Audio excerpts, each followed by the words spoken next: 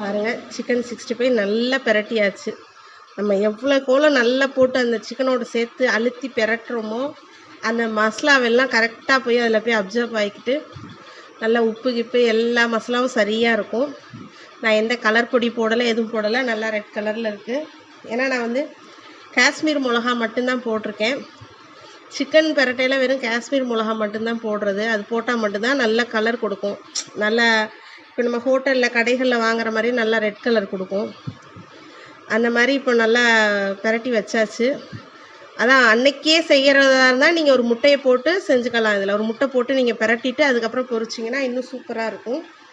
இது வந்து நான் அன்றைக்கே செய்யலாம் 2 நாள் வைப்பேன் அப்படின்றனால தான் நான் இந்த மாதிரி செஞ்சு வச்சுக்கிறேன். இது அவ்வளோதான். இப்போ பிரட்டி முடிச்சாச்சு. நல்லா இருக்கும். இந்த மாதிரி நீங்களும் செய்யுங்க உங்கள் வீட்டில்.